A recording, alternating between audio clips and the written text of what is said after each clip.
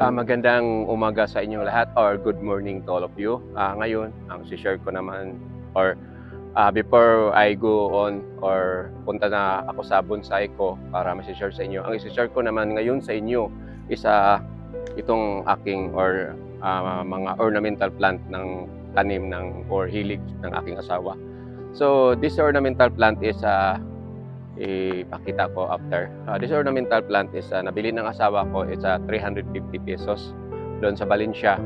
According to the seller, it came from Bacolod City. So, may nagpunta dito sa bahay at ang sabi niya, itong halaman is tinatapon lang daw sa kanilang lugar. So, kaya sinishare ko sa inyo kung totoo ba na hindi ito rare na klase na halaman kasi may nagsabi nga tinatapon lang. Then also sharing also, ipapakita ko rin sa inyo yung anthurium ko na hilig din ng asawa ko na ayan, nagpo-produce ng bulaklak. Same pa rin, Valencia, binili namin. Then it came from Bacolod pa rin doon. So, ipa-focus ko na lang to. Sana to kita yan. Sana. So ito ang sabi na yung nagpunta dito na tinatapon lang daw sa kanila. Pero kaya nasabi ko na parang this is either sa lugar-lugar lang. So sa may mga lugar kasi ngayon lang ako nakakita ng ganito kaya sinabihan ko yung asawa ko na bilhin ito kasi maganda ito for indoor. So, sa ibang lugar, siguro tinatapon. Then, I have another plant here, which naghingi or nagustuhan niya because wala daw sa kanyang lugar. So, this is a beauty Florida. Yan.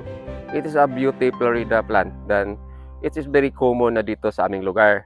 So, hindi na masyadong maraming bumibili nito na halaman na ito. Pero,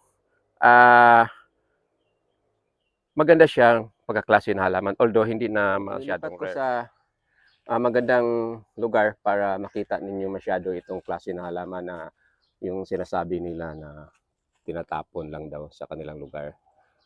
So sa tingin ko mukha naman siyang maganda although may problema sa dahon niya, nagdidilaw because of the yung halaman na tinatapon lang daw. Doon na lang linagay namin sa tabi-tabi. So, ito ang itsura niya. So, para sa akin, rare. Para sa akin, rare ito. Pero siguro para sa kanila, hindi rare.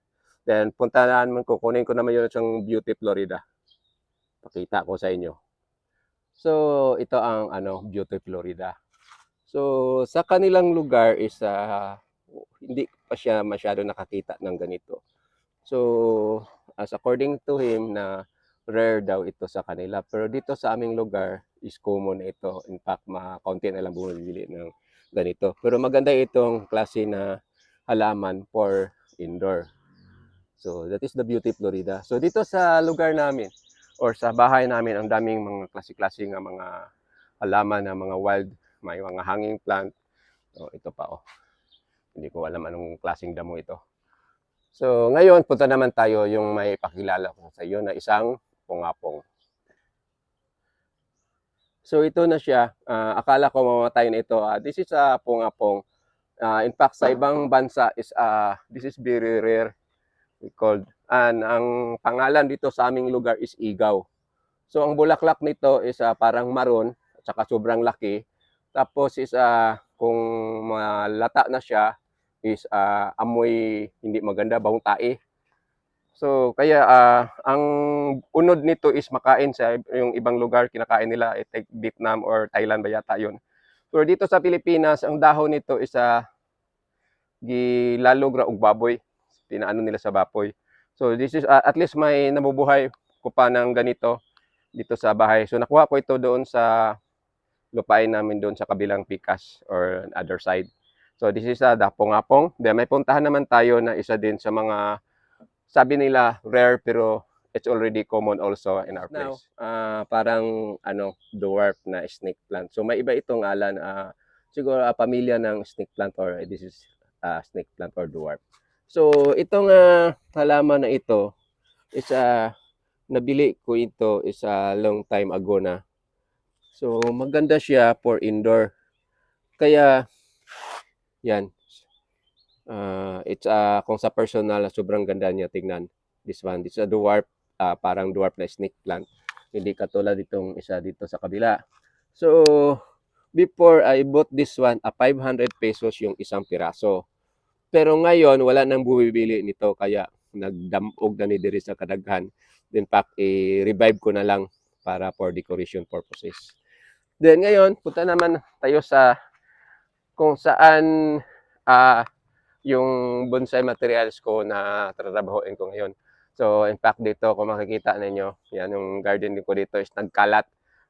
Yung nagpalipad na ko ng aeroplano ko, biglang lumipad yung propeller na wala. Kaya dito nagpunta. So, hindi ko pa nahanap. So, yun ang hahanapin ko pa. So, punta na tayo dito.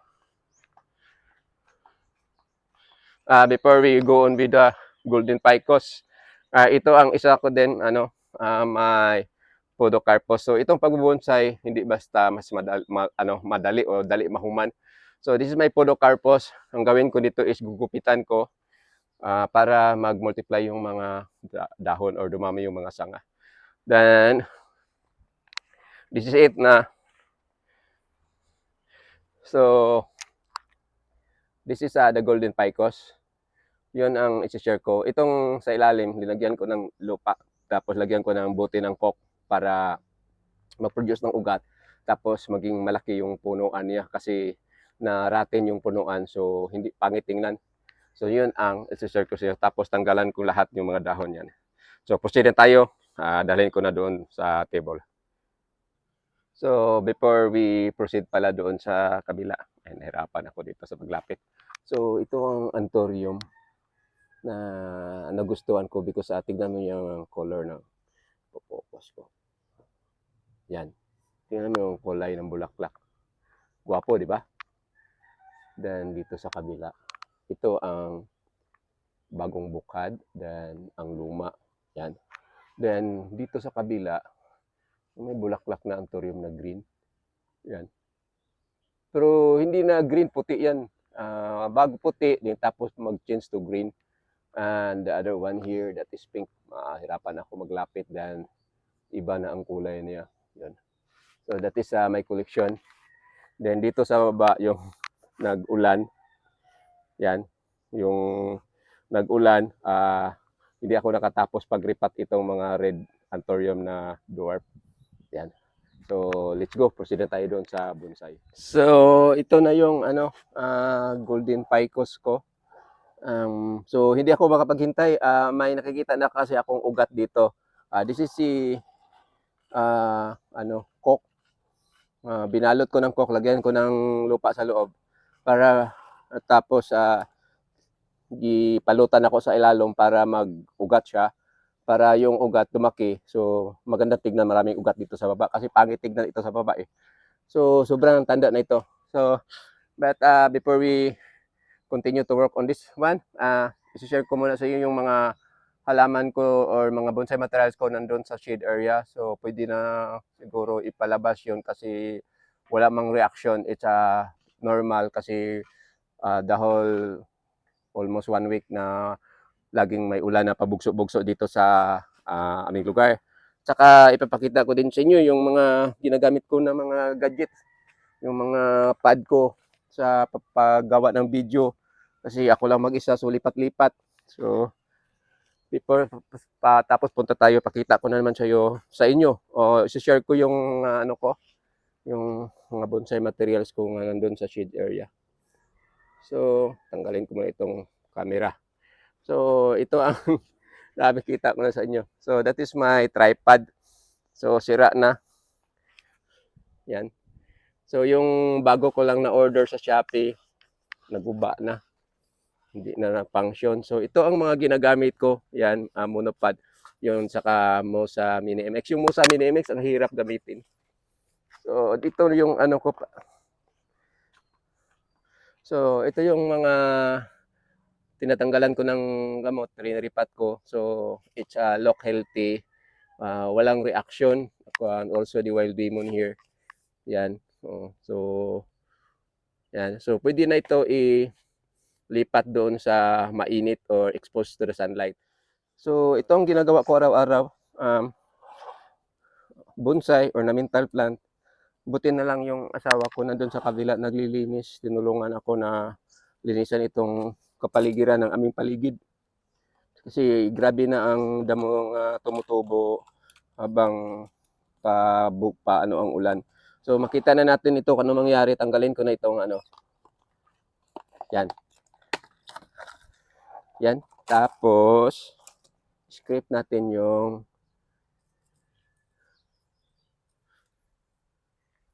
yan. So ang gagawin dito, pabayaan na lang dyan. Hayaan na lang matanggal yung lupa. Tapos para lumalaki itong mga ugat, then maganda na ang itsura niya, mapuno na ito ng ugat. Kasi pag straight lang diretso siya, pangit. So, anong gagawin ko dito? Because malaki yung mga dahon, tatanggalan ko ng mga dahon. Ididipulit ko. Then, kung may kailangan na i-rewire, i-rewire.